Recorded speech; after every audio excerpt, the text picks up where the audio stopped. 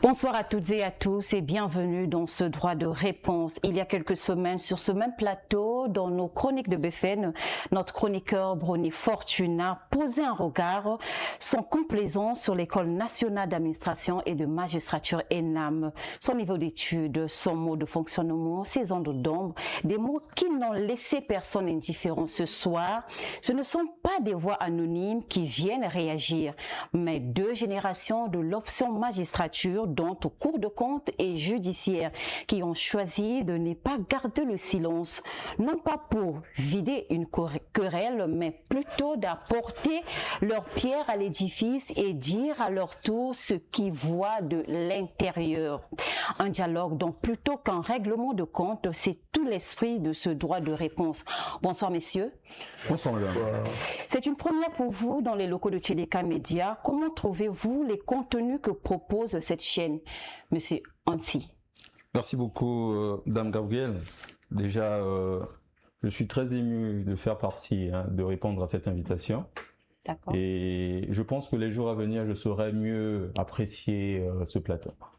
Apprécier le plateau de Tcheleka Média, c'est à votre honneur, monsieur Koubemba. Tcheleka Média, un média en ligne depuis 6 ans déjà. Comment trouvez-vous nos contenus?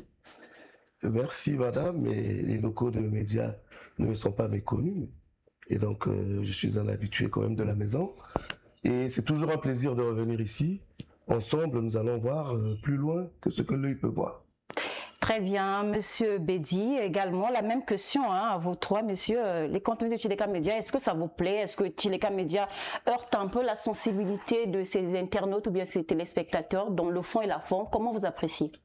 Merci dame Gabrielle. Au sujet de la chaîne Tcheleka, je ne saurais dire davantage parce que c'est pour une première fois que je me présente dans vos locaux et je pense que dans l'avenir, je pourrais peut-être apprécier.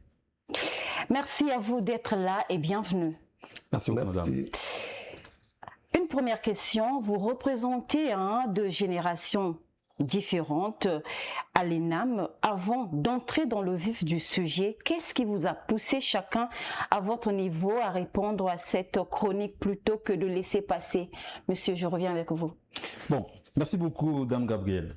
Déjà, ce qui m'a poussé personnellement, parce que je suis élève magistrat finaliste de la section Cour des comptes. D'accord. Et je fus ancien président de la promotion Cour des comptes des premiers magistrats formés au Congo.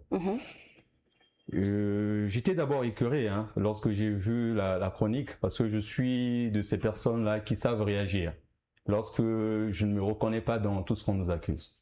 Ce n'est pas parce que je n'ai pas été indexé personnellement que je dois rester silencieux face à une telle injustice.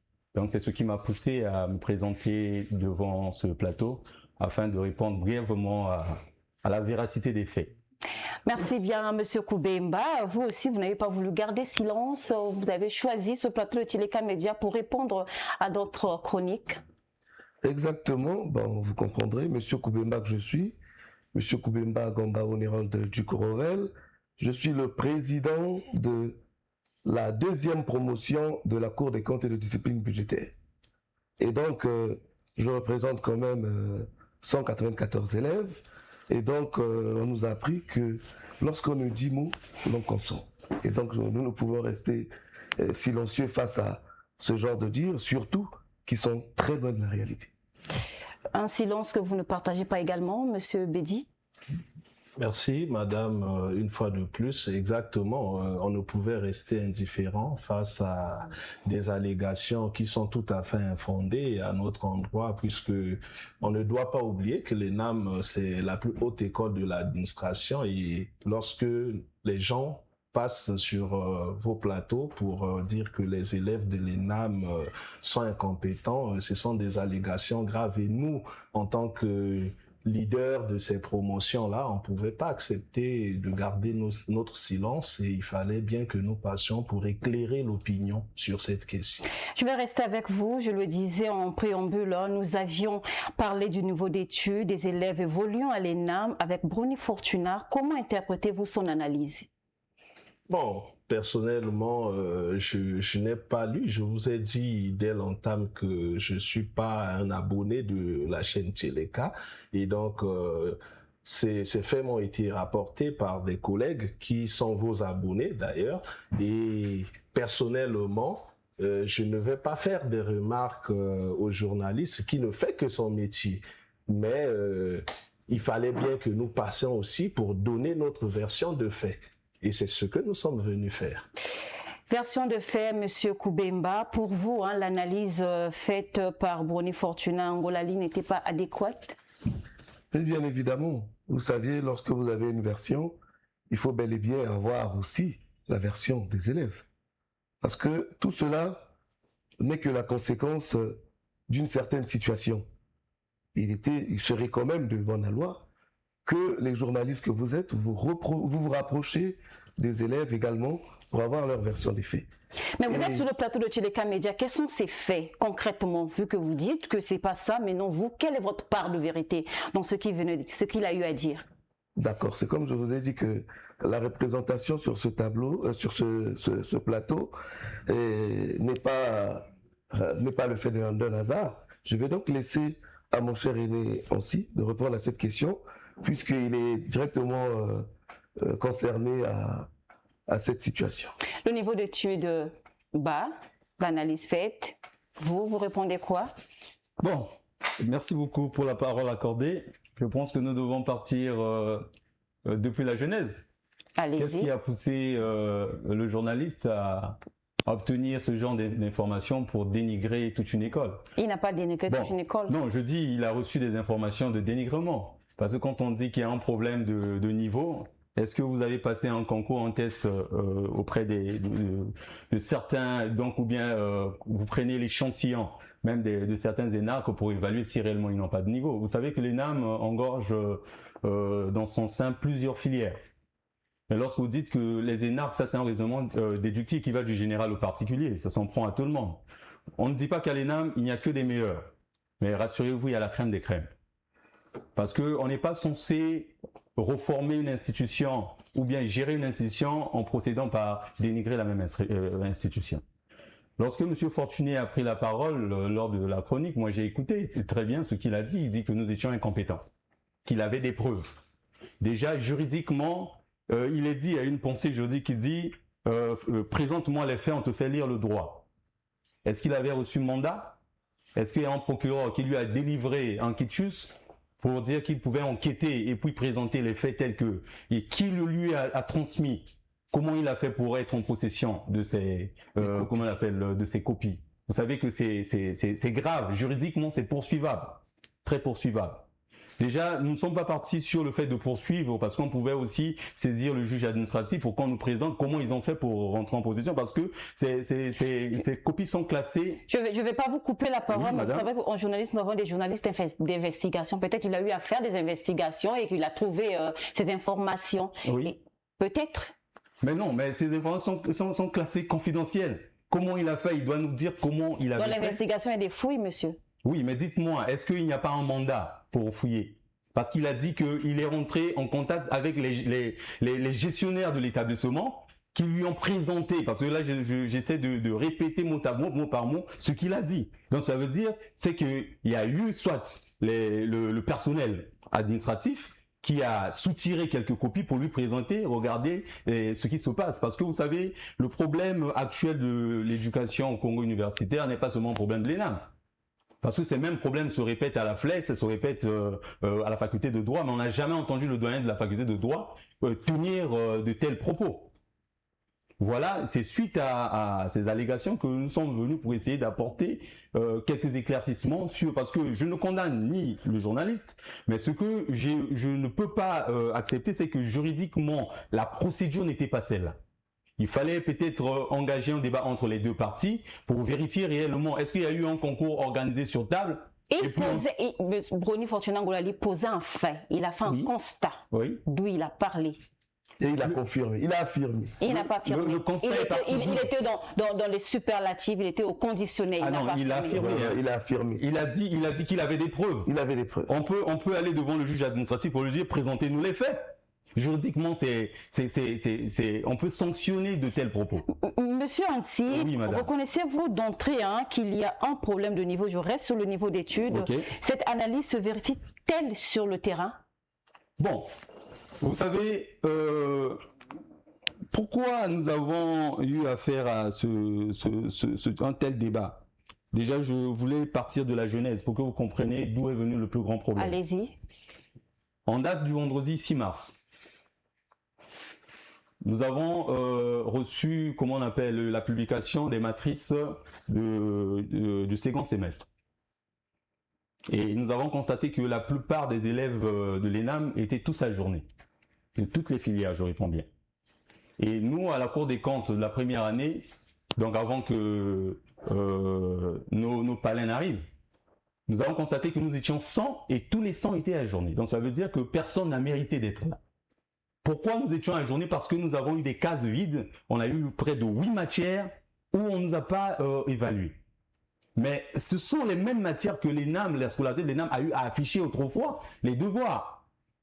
Comment nous pouvons être évalués et lors des publications des matrices, on se retrouve avec des cases vides. Nous avons voulu revendiquer cela. Lorsque nous avons appelé le directeur de l'ENAM, il a répondu qu'ils sont supposés reprendre les sessions de rattrapage. Le comble dans tout ça, c'est que le vendredi, quand la matrice a été affichée, il y avait déjà l'emploi du temps des rattrapages. Il a violé le règlement intérieur. Parce que le règlement intérieur dit, après qu'on affiche la matrice, c'est sous quinzaine que les étudiants doivent se préparer au rattrapage. Vous savez, on n'impute pas ce tort parce qu'il n'est pas légaliste. Parce que souvent, vous savez, un non-légaliste, quand il viole un règlement, on peut comprendre, c'est comme un enfant qui n'a pas encore connu la vie administrative. On lui dit, bon, au moins, chez toi, on peut fermer les yeux. Mais ce qui était grave, c'est qu'au lieu de reconnaître qu'il y a eu une faille, et puis la matrice portait le sceau du directeur au lieu que ce soit le sceau de la scolarité. Voilà encore une autre violation. Quand on pose la question au chef de la scolarité, il nous répond qu'il ignorait qui a réellement publié la matrice. On est dans une école ou bien on est dans la cour du roi Péto, où la compétence, le service compétent ne reconnaissait plus qui avait affiché réellement les matrices. Quand on pose la question au chef de la scolarité, il nie les faits, il dit qu'il ne reconnaissait pas. Il fallait qu'on procède à appeler le chef de parcours. Quand on appelle le chef de parcours, lui, il nous randonne à 18 h. Là, il est 10 h à l'ENAM. Il nous randonne à 18 h. Donc, cela supposait qu'on n'avait que 24 heures pour revendiquer. À quel moment le jury devait statuer suite à nos revendications? On ne nous a pas laissé le temps. On nous obligeait à venir reprendre un examen que nous avons déjà été évalué. D'où votre manifestation? D'où notre manifestation. Nous avons manifesté en vertu des dispositions de l'article 15 et 17 de la Constitution, qui reconnaît à tout citoyen le droit de manifester, peu importe les moyens possibles que nous devons utiliser. Nous avons utilisé les médias.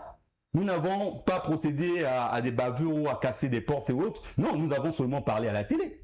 Une fois que nous avons revendiqué nos droits, ce qui s'ensuit, c'est que le lendemain, le samedi 7 mars, une nouvelle matrice vient contredire la première. Et la nouvelle matrice qui vient contredire la première, tout le monde était maintenant admis. Comment on peut expliquer? On part d'un fait où les gens étaient ajournés vers, après revendication, tout le monde qui ont 24 heures seulement. Ces copies-là provenaient d'où? Et selon vous, à qui la faute? À l'administration. L'administration, l'ENAM figure parmi les grandes écoles censées former les hauts cadres de l'administration publique. Comment jugez-vous le niveau d'apprentissage aujourd'hui, M. Koubemba? Mais le niveau, nous voulons juger le niveau de l'ENAM. Le niveau d'apprentissage. Ok. Mais vous savez que, en ce moment, dans notre gouvernement, nous avons l'un des jeunes les plus compétents, Prince Mahamoula, qui est apprenant de l'ENAM. Il vient d'arriver, hein? Non, il est finaliste. Il est apprenant de l'ENAM. Vous avez Prince Mikris Kabamboko, qui est inspecteur de trésor, apprenant de l'ENAM. Mettre en cause les compétences des élèves de l'ENAM, c'est mettre en cause les compétences du Premier ministre, chef du gouvernement, élève de l'ENAM. Madame, vous croyez que cette école ne forme pas de cadre? À vous de nous répondre, puisque vous êtes aussi élève à l'ENAM. Moi qui suis là, je suis un grand maillon d'une administration, d'une institution de la place, pour ne pas dire la première institution du Congo. Je suis incompétent? Vous avez la réponse. Si selon vous, le niveau d'apprentissage hein, à l'ENAM est aussi fiable que ça, dites-nous un peu d'où vient ce mal? D'où vient ce mal où il se raconte dans les couloirs que les enseignants et les élèves, ce mal vient d'où? Bon, vous comprenez que le malaise véritable, c'est l'incompréhension au sein de l'administration. Le directeur, qui lui est le coordonnateur, ne respecte pas les prérogatives du directeur adjoint, qui est le responsable académique. Le directeur, qui est le coordonnateur, ne respecte pas les prérogatives du chef de la scolarité. Le chef de la scolarité ne gobe pas ou n'accepte pas ce qui vient du directeur. Le directeur a ses éléments dans la scolarité qui ne font pas allégeance au chef de la scolarité. Alors, comment voulez-vous que l'on ait une atmosphère cohérente et adéquate pour que nous ayons pas ce genre de querelle ou de bruit? À vous entendre parler, M. Koubemba, je comprends par là qu'aujourd'hui le mal réside au niveau de la hiérarchie. Ben, moi, je ne dirais pas que cela relève du niveau de l'apprentissage des élèves. Parce que moi-même qui vous parle, je suis enseignant aussi. Enseignant, vacataire à l'université. Et quand vous me posez une telle question, j'ai envie de vous dire, face à une telle évidence, est-ce que le tort revient à l'apprenant? Parce que si l'apprenant est médiocre, c'est que le maître ou l'enseignant est médiocre. Voilà la réponse que je peux vous donner à la question que vous me posez, madame. Comment se passent les cours, le mode?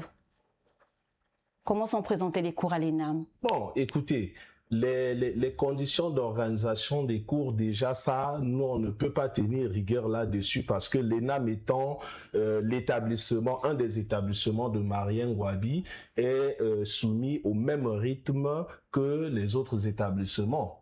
Pourquoi? Parce que depuis un moment, il y a des turbulences et tout. Parce que si on tenait rigueur à des conditions de déroulement de concours conformément au règlement intérieur, on serait peut-être à plusieurs manifestations, rassurez-vous. Nous qui vous parlons là, il y a à peine quelques semaines, pour ne pas dire un mois, nous sortons des examens. Et moi, je suis de la section judiciaire magistrature, section judiciaire. Et on nous programme les examens pour le 15 et le calendrier est affiché le 13. Donc le calendrier n'est pas respecté selon... Mais le règlement, c'est pas le calendrier, c'est le règlement intérieur de l'université. Parce que le cher aîné Ancy l'a souligné, que nous sommes dans le cadre des organisations des examens, nous sommes soumis à un régime de quinzaine. C'est-à-dire que les élèves doivent être informés au moins 15 jours. Au moins, pas au moins 15 jours. Le règlement intérieur est là disponible. Nous pouvons, à la fin de cette émission, mettre cela à votre disposition. Au moins 15 jours. Et lorsque l'on nous prend à 2 jours, donc le 13, pour nous afficher les calendriers, nous faire comprendre qu'on doit composer le 15, mais qu'est-ce que vous attendez? Que les élèves sont en mesure de vous donner un résultat escompté? Du moment où nous avons débuté avec les cours en mars à peine et on n'a pas eu tous les temps qu'il fallait pour se préparer conséquemment parce que, excusez-moi madame, allez-y monsieur. N'oublions pas que nous sommes dans un système LMD, licence master doctorat, qui nous oblige à faire les semestres. Et même sur le point de vue des textes, le semestre égale à combien de mois? Demandez à ces gens-là qui viennent ici sur vos plateaux dire que les élèves sont incompétents. Est-ce que à leur niveau, ils respectent les semestres qui peuvent être des moyens importants pour permettre aux élèves d'aller en bonne et due forme passer leurs examens? Le non-respect du calendrier, est-ce que ça peut empiéter sur les évaluations? Oui, parfaitement. De quelle manière? De quelle manière? Je vous prends un exemple. Lorsque l'on respecte le calendrier, l'étudiant doit se préparer parce qu'il sait qu'il sera évalué dans tant de jours. Mais on laisse à l'étudiant juste le choix, c'est-à-dire on lui impose une réalité qui outrepasse même les dispositions du règlement intérieur, parce que chez eux, ils ne parlent qu'en vertu du règlement, eux-mêmes n'arrivent même pas à mieux traduire le règlement. Vous savez, le plus grand problème de l'ENAM, ce ne sont pas les élèves. le plus grand problème de l'ENAM, c'est d'abord ceux qu'on a placés à la tête de l'ENAM. Lesquels? Oui, mais comment on l'appelle? L'administration. Disons les noms. Le directeur, le mal est là. Bon, je vous prends l'exemple, madame, permettez-le. Je suis expert en langue arabe et on me nomme directeur de l'Institut national des statistiques. Dites-moi quel est le résultat que vous attendez de moi. Ou bien même chez eux à Téleka, ou qui n'est pas journaliste. Je ne suis pas journaliste. Moi, j'ai fait géographie. Vous voulez que je sois directeur chez vous? Quel est le résultat? Il y a un problème d'incompétence. Il faut démontrer, il faut dire des mots tels que ça se présente. Vous savez, le plus grand problème ici, sauf que on nomme des gens par enthousiasme, hein, par parentocratie. Et lorsque les gens arrivent, vous savez, c'est quand même compliqué d'entendre un haut cadre tenir des propos que moi j'ai un parrain. Et c'est comme ça qu'il influence les étudiants. Il dit qu'il est né d'une mère Mbouchi et d'un père Mbouchi. Pensez-vous que c'est comme ça qu'on peut gérer une administration? Dès qu'il a été nommé, il a remis en cause tout ce que son prédécesseur, Monsieur Montier, a eu à mener comme activité. C'est une aberration. C'est quand même un professeur comme lui. Et il y a un principe phare, le principe de la continuité du service public. Mais d'entrée de jeu, d'abord, lors de notre prise de contact, il nous l'a dit clairement que vous, les magistrats, je vais vous tailler les ongles. Donc, si je comprends bien, par là, vous affirmez qu'à l'ENAM, les gens sont recrutés par affinité. Oui, mais c'est par affinité. Ce sont des nominations, les cadres. L'ENAM, c'est une école d'administration. Qu'est-ce qu'un expert en langue pourra venir faire à l'ENAM? Comment on peut nommer à l'ENAM quelqu'un qui est expérimenté en langue pour devenir un administrateur? Ne confondons pas des choses. À l'ENAM, il faut un administrateur ou un juriste. Et lorsqu'il arrive, c'est comme s'il y a un problème de complexe de supériorité. Et il a mis sur son viseur que des magistrats. Le plus grand problème chez lui, c'est la magistrature. Nous allons évoluer, cher monsieur. Parlons de l'actualité récente. Les dernières sessions organisées au lycée de la Révolution ont été émaillées, dit-on, de fraude grave, au point que le chef de la scolarité et 2 autres responsables de l'ENAM ont été arrêtés. Que savez-vous de ces faits, cher monsieur? Mais madame, vous savez, à l'ENAM, les 2 promotions, nous sommes autour de 4000 et quelques. 4000 et quelques. Et si vous avez peut-être une quinzaine d'élèves avec des bébés Lili ou quoi que ce soit, ça manque pas. Une quinzaine d'élèves, qu'est-ce que ça représente? Ça aussi, c'est la scolarité qui a dit aux élèves de garder des bébés Lili. Parce que nous avons vu ce qui a été publié sur les réseaux sociaux. Mais d'ailleurs, c'est grave. C'est grave qu'une administration mette à la disposition des médias ce genre d'éléments. Ce sont des éléments parce que l'établissement a des mesures disciplinaires. Mais ce n'est pas aux médias de discipliner les élèves. Il y a des mesures internes de l'université Mariam-Gwapi. Il y a des mesures internes de l'ENAM. Là, je ne devais pas mettre ça à la disposition. Est-ce qu'un père qui aujourd'hui a un enfant récalcitrant devrait le sortir dans tout le quartier pour dire « Voici mon enfant est récalcitrant, voici ce qu'a fait mon enfant ». Nous sommes bantous d'abord. Et ce sont des fautes graves en administration. Je crois que là encore, je vais joindre mes mots à ce qu'a dit précédemment notre aîné Ancy, mais que on comprend que ce n'est pas un légaliste, mais là encore, la faute revient aux autorités qui nomment. Lorsque vous voulez nommer quelqu'un pour diriger et gérer des administrateurs, des juristes, mais il faut bien mettre aussi soit un administrateur, soit un juriste. Les responsables ont été arrêtés. Est-ce qu'on peut savoir un peu l'origine de cette arrestation? Bon, mais premièrement, madame, vous savez que nous ne sommes que des élèves. Hein. Nous ne pouvons pas, ça c'est un conflit interne. Parce que, vous savez, quand il y a fuite, soi-disant, hein, d'après ce que l'administration reproche à des victimes, hein, ceux qui ont été arrêtés, ben, il faut essayer de vérifier d'où vient la fuite. Parce qu'on peut dire des mots, hein, clairement. Vous savez qu'il y a certains enseignants qui ont eu à déposer leur sujet auprès du chef de département. Le parcours. Et de parcours. Et c'est le chef de parcours qui a distribué ces copies-là partout dans les salles. De ses collègues. Mais s'il y a eu fuite, Pourquoi accuser la scolarité alors que la scolarité n'avait pas pris, n'était pas rentré en contact avec ces sujets? Comment une faute qui incombe à une personne, on ne comprend plus ce qui se passe exactement? Est-ce que c'est un problème ethnique, hein, si on peut se le permettre? Moi, je pense qu'il n'a pas respecté la procédure. Il y a ce qu'on appelle, ils ont violé les voies de recours. Les voies de recours. Ils ont violé le principe du parallélisme des faits, comme on le dit en droit. Si réellement le chef de la scolarité et M. Vinzula étaient fautifs, en tant que personnel de la scolarité de l'université Mariam Gwabi, déjà je vous rappelle que le chef de la scolarité n'est pas sous Ndomo Ibara, n'est pas sous le directeur de l'ENAM. Il est sous M. Akanis, le professeur Akanis, qui est directeur de la scolarité centrale. Il devait saisir, d'abord informer son homologue pour tenir à une information que, faute de quoi, il y a un de vos agents qui agit mal. Et lui, à son tour, il devait le faire appel pour essayer un peu de le confronter, parce qu'il a droit à la défense, il doit se défendre.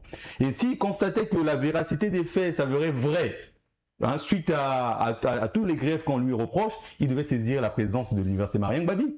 Et le président de l'université Mariam, à son tour, devait convoquer un conseil disciplinaire. On procède d'abord comme ça. Mais à l'ENAM, aujourd'hui, quand il y a un couac, on appelle la CID. On se pose même la question de savoir comment une institution qui était supposée protéger la sécurité de l'État intervient même dans des affaires liées à l'organisation interne d'une institution académique. Soyons quand même sérieux.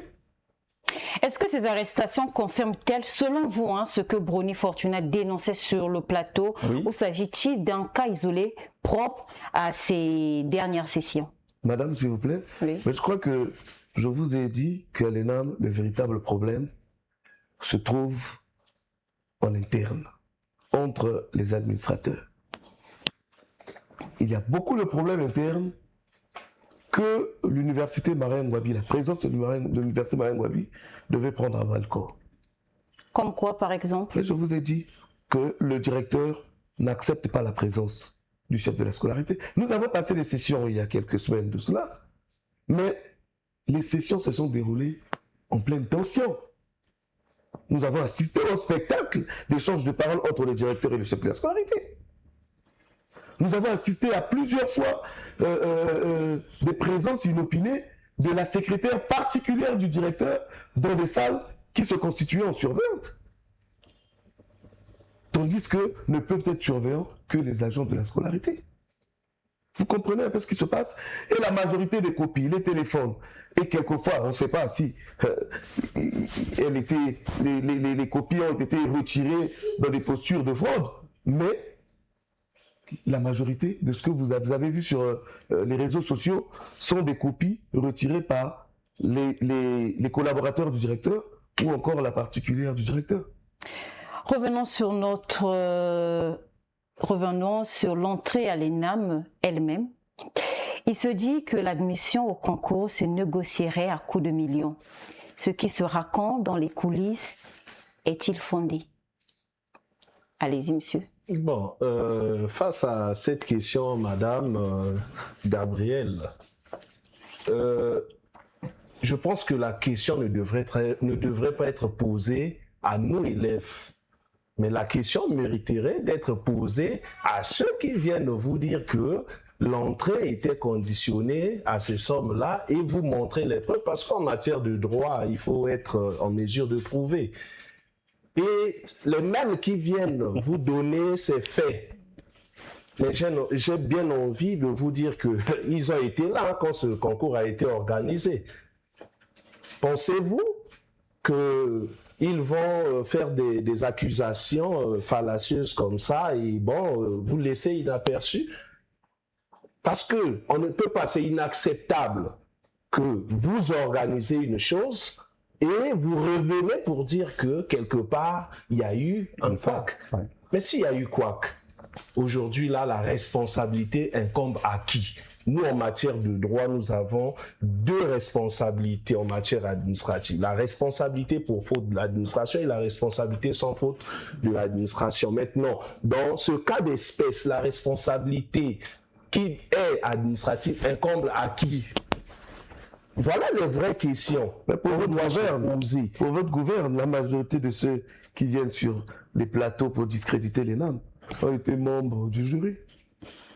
Donc si l'entrée est conditionnée par des millions, donc lesquels prennent les millions, ce sont eux. C'est-à-dire alors. qu'ils ont été complices. Les messieurs qui sont sur ce plateau est-ce que comment s'est passée votre admission à l'ENAM pour obtenir ce concours? Est-ce que vous avez mérité votre admission ou bien vous avez eu, c'est entre guillemets, à corrompre Mais du pour moment avoir ce concours? Du moment où le concours est publié et que nous nous retrouvons dans la liste des admis, on peut vous dire qu'on a mérité. Parce que, qu'est-ce que vous voulez que nous puissions vous dire? Qu'est-ce que vous voulez que nous puissions vous dire à ce sujet? On a mérité, nous sommes Congolais avant tout. Et la Constitution nous donne le droit, en tant que Congolais, de passer ce concours-là. Et ayant aussi des compétences, des aptitudes. Parce que n'oublions pas, même au-delà de tout ce qu'on peut dire, il y a quand même une présomption de connaissance du fait que nous ayons en notre possession une licence, un master, qui sont là des conditions sine qua non pour passer ce concours-là. Mais faut rappeler, M. Bédi, dès que nous passons le concours, il y a une vérification préalable des diplômes. Est-ce que vous avez eu à payer pour avoir ce concours ou bien vous l'avez mérité? Mais pourquoi payer? Je suis Congolais, madame. Quand je passe un concours, je viens avec mes aptitudes. Alors, si vous pensez que nous avons payé pour avoir ce concours-là, mais demandez à ces gens-là de ramener les preuves des virements bancaires que nous avons faits ou encore des preuves des éléments matériels du moment où nous leur donnons cet argent. C'est aussi simple que ça. Monsieur Anti, est-ce que votre conscience est tranquille lorsque vous dites je suis énarque, je suis élève à la magistrature, j'ai obtenu mon concours par voie légale? Est-ce que votre conscience est Madame tranquille? Gabrielle, premièrement, ce n'est pas pour la première fois que je sois énarque. J'ai été à l'ENAM depuis 2009. J'ai fait partie de la première promotion des étudiants ADS, des élèves ADS, Administration de Développement Social à l'époque. On était 350, on ne prenait que 10 personnes et j'étais 3e. Dites-moi, à qui j'avais payé pour le mériter? Je travaille à la présidence de la République, je suis directeur. Pensez-vous que je ne mérite pas mon poste? C'est pas parce qu'on est élève qu'on doit nous dénigrer. Si réellement j'ai eu à payer, qui est le corrupteur? Si je suis le corrupteur, qui est le corrompu? C'est le directeur qui le dit. Non, c'est que il faut qu'il y ait si nous sommes des corrupteurs, c'est qu'il y a un corrompu. Voilà. C'est ça, simplement. Parce qu'on ne peut pas nous qualifier d'avoir corrompu pour y arriver, mais sans qu'il y ait de corrupteur. C'est qui le corrupteur dans cette histoire? Parce que si tu me qualifies de sorcier, c'est que nous sommes des sorciers, on se retrouve quelque part. Seul un sorcier reconnaît réellement son condisciple. Ne partagez pas? Je voudrais rajouter ici, M. Bédi, en face de nous ici, a étudié au Cameroun. Où il a fait son master au Cameroun, il a été 5e. L'université de Douala, non, 4e. Il était 4e de ma promotion sur une promotion de master 2 de 34 Est-ce que être 4e pour une promotion de élève, revenir au pays, passer un concours, est-ce qu'il n'y aurait pas eu des échanges dans les coulisses? Madame, excusez. Si vous pensez que être admis ici au Congo à un concours, ce serait le fruit d'une corruption quelconque, ou ce serait le fruit d'une parotocratie, où on a quelqu'un devant, bon voilà, on se retrouve là, alors la question ou bien l'argument de mon collègue Koubemba a sa raison d'être. Au Cameroun, j'ai eu qui là-bas pour être 4e de... Vous connaissez, vous recevez souvent sur vos plateaux un aîné à moi qui est formé aussi au Cameroun, le docteur Conseil Barapéa. Oui. Mais il peut vous dire le degré de formation au Cameroun. Et donc, dire que j'ai été 4e de ma promotion, ben c'est pas quelque chose à... Nous saluons vos efforts, voilà. Monsieur Bédi, mais dites-moi un peu, est-ce que vous reconnaissez quand même, comme il se dit dans la ville, que les concours à l'ENAM, ça s'achète, Monsieur Koubemba? Est-ce que vous l'avez déjà entendu? Vous devez reconnaître une chose, madame. Ne se retrouve pas à l'ENAM qui le veut. Mais qui le peut, pas les moyens de... Non. Parce que l'ENAM est une école prestigieuse. Et donc, vous imaginez, il peut y avoir par exemple 2000 inscrits pour 200 admis. Donc, les 800 qui restent ne sont pas contents. Vous voyez comment ça choque? Ah oui. Mais c'est prestigieux pour nous, la tenue que nous Monsieur mettons. le juge Duc, si je pouvais, madame, si vous me le permettez, Allez-y. vous savez tout ce qui se dit sur le CAMES, que c'est une histoire de cercle d'amis, et les gens passent par affinité. C'est-à-dire Donc que aussi le celui qui directeur dénigre, aussi, qui est titulaire. le directeur qui est titulaire d'un professorat, comment il a fait pour l'obtenir via le CAMES. Nous tous, nous savons ce qui se passe actuellement. Mais vous savez, nous ne sommes pas permis à dénigrer X ou Y dans cela. Respectant, si je dois reformer une institution, je dois d'abord la respecter, mais pas la dénigrer. Le plus grand problème de l'ENAM, je le répète, ce ne sont pas les élèves, c'est plutôt l'administration qui pose un problème. La corruption, la vente des notes serait monnaie courante au sein de l'établissement. Qui porte la responsabilité de ces pratiques? Les élèves qui achètent ou les enseignants et responsables qui vendent? Je reste avec vous. Madame Gabrielle, merci beaucoup. Vous savez, suite à tout ce qui se passe à l'ENAM, j'ai été convoqué à la CID.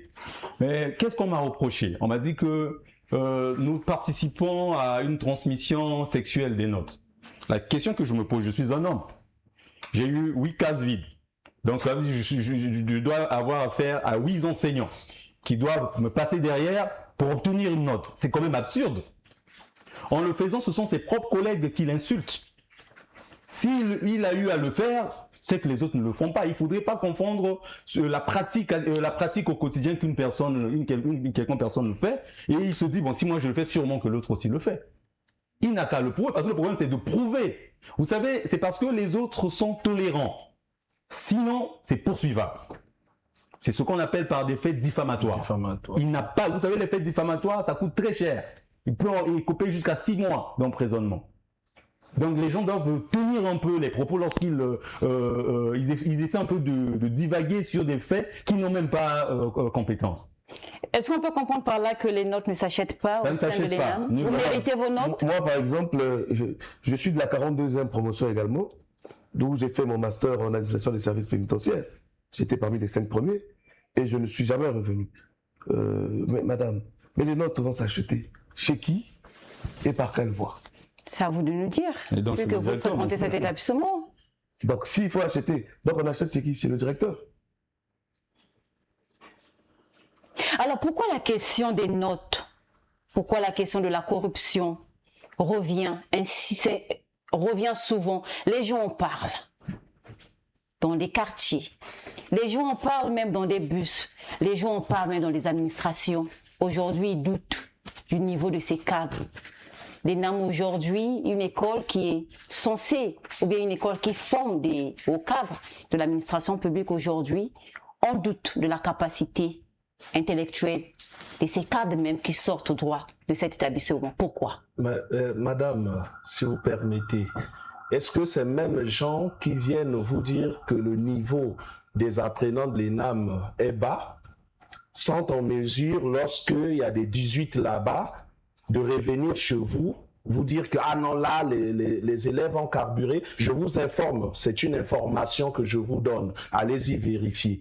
2e année magistrature judiciaire sur la matière de criminologie, allez-y vérifier, il y a des 18, il y a des 19 et demi là-bas en désordre. Là aussi il n'y a pas de niveau. Mais moi je pense que sur la question de niveau, la responsabilité doit être partagée, tant sur le point des enseignants que sur le plan des apprenants que nous sommes. D'accord? Parce que lorsque l'apprenant qui est censé enseigner, comment on appelle, être enseigné, ne dispose pas des aptitudes, ça devient un danger pour l'enseignant. Et lorsque l'enseignant aussi, qui est censé ramener, parce que la science c'est tout ça, lorsque vous êtes un sachant, c'est de ramener celui qui ne connaît pas à comprendre. Mais si, juste à la preuve du contraire, l'apprenant n'est pas toujours en mesure de comprendre, ça veut dire que vous, quelque part, le maître, vous avez une part de responsabilité. Mais pourquoi vos enseignants doutent-ils de votre niveau? Demandez-leur. Mais quel est l'enseignant qui doute? Demandez-leur. Quel est l'enseignant? On parle de vos enseignants. Monsieur, vous demandez que nous parlons sans langue de bois. Donc, c'était nommez-nous les enseignants. Moi, je pose les questions, vous répondez aux questions, messieurs. Non, mais puisqu'il n'y a aucun enseignant qui aujourd'hui a parlé du niveau de CDF. Je vous ai parlé aujourd'hui, je vous ai pris des exemples. Je vous ai pris des exemples. Donc, vous devez comprendre que ce ne sont que des médisances. Vous savez que lorsqu'on a besoin, lorsqu'on ne peut pas avoir de la confiance de certains cadres par le chemin légal, on trouve des contours. On trouve des contours, et on se dit que à travers ce concours, ce contour, on va avoir la confiance de certains cadres, on va nous mettre à disposition ceci, on va nous mettre à disposition cela. Et tandis que tout est sur la base du mensonge. Nous allons évoluer, chers messieurs. Nous arrivons presque à la fin de notre tribune spéciale. Certains enseignants se distinguent par leur intégrité et défendent la méritocratie, mais serait aujourd'hui mal vu. Pourquoi la réussite par le mérite devient-elle un problème face à la facilité? Monsieur. Bon, madame. Vous savez, des questions de méritocratie sont devenues monnaie courante, hein, surtout dans les pays africains. On en parle tellement trop. Moi, je suis souvent écœuré parce qu'une dame de l'Union européenne avait tenu des propos pour dire que l'Afrique n'avait pas des intellectuels, il n'avait que des diplômés. Vous savez, c'est très grave. À la limite, l'injure. Oui. Bon.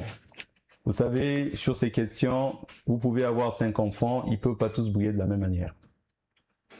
C'est comme, je vous poserai la question, est-ce que vous avez déjà eu, combien de fois avez-vous passé votre baccalauréat? D'autres ont eu à passer le baccalauréat 7 fois. Est-ce que c'est parce qu'ils étaient incompétents? D'autres parleront des questions de chance, d'autres encore parleront en Afrique, on dit non, sûrement que c'est un problème familial. Vous savez, on ne peut pas définir la compétence d'une personne rien que sur quelques échecs, non. Nous devons c'est le manque de patriotisme qui pousse certains à dénigrer les autres, parce qu'on n'est pas patriote. Moi, j'ai beaucoup de respect pour tous les cadres, mais je suis contre le cadre qui remet en question la compétence des autres. Rassurez-vous, je vais vous dire une chose. Si un jour mon fils me disait, papa, moi j'ai obtenu mon baccalauréat, je veux aller à Bariardel pour faire des langues, je lui dirais non. Pourquoi? Pourquoi? Je lui demande quelle est la langue que vous voulez faire. Il dit, je veux faire anglais. Je l'enverrai au Ghana. Il fera le droit et il fera le droit en anglais. Il gagnera 2 compétences. Parce que tout ça, c'est parce que lorsque vous constatez que les autres sont plus que vous, vous vous mettez à les dénigrer. Parce que je suis en face d'un grand cadre qui pense que c'est lui le seul compétent et les autres ne le méritent pas. Il a tenu des propos en disant qu'aucun magistrat au Congo n'est compétent. Non, on peut le poursuivre devant le tribunal administratif. Il aura très chaud, rassurez-vous. Donc, pensez que les Congolais n'ont pas des gens intelligents. Un jour, il dira qu'aucun journaliste au Congo n'est intelligent. Comment pouvez-vous comprendre qu'un journaliste, comment on appelle, expérimenté sur des questions financières, hein, des finances et économie, se retrouve dans les affaires académiques de l'enseignement? Donc, il y a un problème de compétence.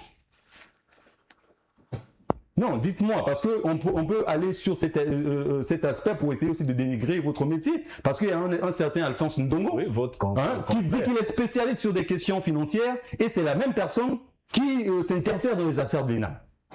Il confond sa compétence.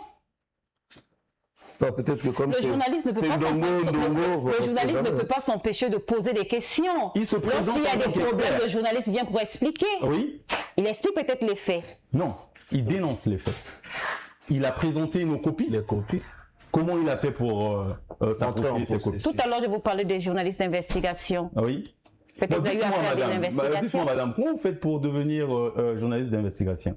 Je pose des questions, vous me répondez. Ne me posez pas des questions parce que je suis là pour vous poser des questions. Non, mais vous pouvez nous éclaircir sur la question parce que c'est une question.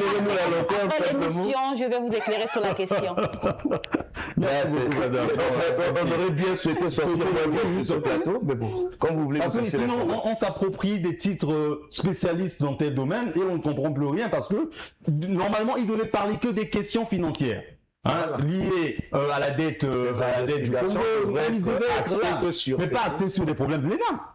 Il n'y a pas que, dans toute l'université Mariam Ngouabi, il n'y a pas que l'ENAM où il y a des sérieux problèmes. La faculté des droits, de droit dernièrement, même la flash, on a volé la scolarité. Après, je me pose la question, c'est Ndongo Alphonse qui parle de Ndongo Ibarra. Non, mais ce sont des parents. Qu'est-ce qu'on n'arrive pas à comprendre? La parentocratie, quand on parle des problèmes de la parentocratie. Est-ce que le fait que ces journalistes-là ont eu à dénoncer ces faiblesses, il y a quoi de mal là-dedans?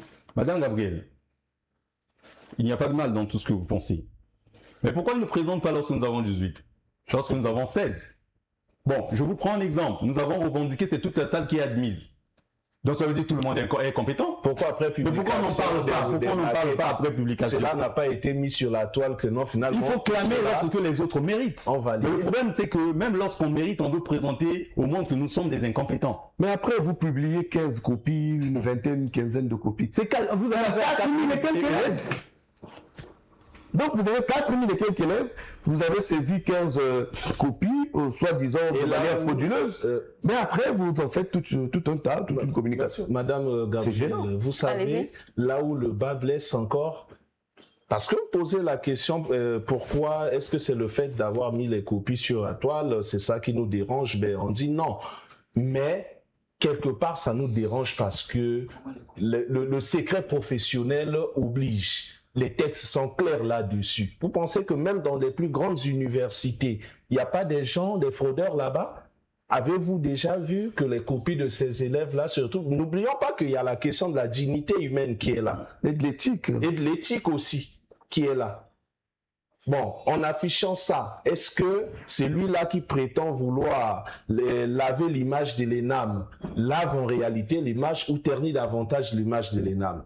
Voilà. Le plus simple. Est-ce que le fait de dénoncer, est-ce que le fait de montrer pour vous aujourd'hui, ça prouve à suffisance que ça vient réduire en quelque sorte l'ENAM dans l'ensemble en voyant ses élèves, ses enseignants? Pourquoi on le fait, madame? Vous savez, nous avons aussi tous des informations.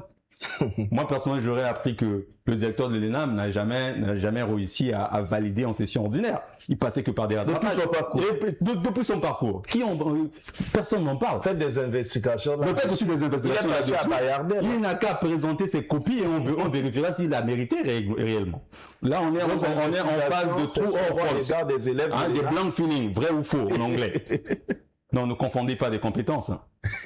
Nous allons chuter, cher monsieur, face à tout ce que nous venons de dire. Que doit faire l'administration scolaire pour redorer l'image de l'ENAM aujourd'hui qui est ternie par ces révélations et ces arrestations? Je vais avec vous. Moi, je pense que la direction de l'université Marien-Ngouabi, donc la présidence, doit se saisir de cette situation. La présidence de l'université Marien-Ngouabi et même le ministère de l'enseignement supérieur doit se saisir de cette situation et mettre de l'ordre. Parce que lorsque l'image de l'ENAM est ternie, il n'y a pas que l'image de l'ENAM, il y a l'image de Marien-Ngouabi et il y a l'image de l'enseignement supérieur. Et également, puisque c'est sur les réseaux sociaux, l'image de l'éducation congolaise. Et donc, très vite, il faut régler ce problème. Messieurs, comment on fait pour redorer l'image de cet établissement scolaire, on va dire ça comme ça, l'ENAM? Puisque nous sommes dans une situation universitaire, les instances sont connues. Donc, que les responsables de l'université, le président notamment de l'université, qui est le patron de cette institution, prennent des choses à bras-le-corps, qu'ils essaient de mener des vraies investigations pour identifier le réel problème et puis très vite trouver les alternatives pour les régler. Voilà ce qu'on peut vous dire. Monsieur? Bon, madame, moi je pense que mes condisciples ont déjà tout dit. Hein. Ils ont tout dit.